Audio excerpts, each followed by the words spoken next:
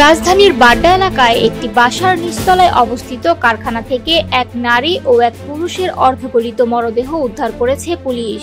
রোববার বিকেলে বাড্ডার পূর্বাঞ্চল ৩ নম্বর রোডের ২ নম্বর গলির একটি বাসা থেকে মরদেহ দুটি উদ্ধার করা হয়। নিহতরা হলেন সাইফুল ও শাকিলা। দুজনেই একই ভবনে অবস্থিত ইবনে কাসির ক্যাডেট মাদ্রাসার কর্মচারী ছিলেন। জানা গেছে, সাইফুল মাদ্রাসার ক্রয় বিক্রয় বিভাগে কর্মরত ছিলেন এবং শাকিলা পরিচ্ছন্নতা কর্মী হিসেবে দায়িত্ব পালন করতেন। মাদ্রাসা কর্তৃপক্ষ ও স্থানীয়দের বরাতে জানা গেছে, বেশ কয়েকদিন ধরে নিখোঁজ ছিলেন সাইফুল ও শাকিলা। প্রথম দিকে বিষয়টি তেমন গুরুত্ব না পেলেও শনিবার সন্ধ্যার পর থেকে বাসার নিচতলা থেকে দুর্গন্ধ ছড়িয়ে পড়লে স্থানীয়দের সন্দেহ হয়। পরে তারা বিষয়টি পুলিশকে জানায়। খবর পেয়ে বাড্ডা থানা পুলিশ ঘটনাস্থলে গিয়ে বন্ধ কারখানার দরজা ভেঙে ভিতরে প্রবেশ করে এবং সেখানে অর্ধগলিত অবস্থায় দুটি মরদেহ উদ্ধার করে।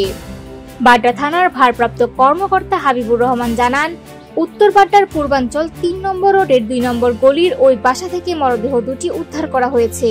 প্রাথমিকভাবে ধারণা করা হচ্ছে, গত ২৫ অক্টোবরের পর কোনো এক সময় এ ঘটনা ঘটতে পারে।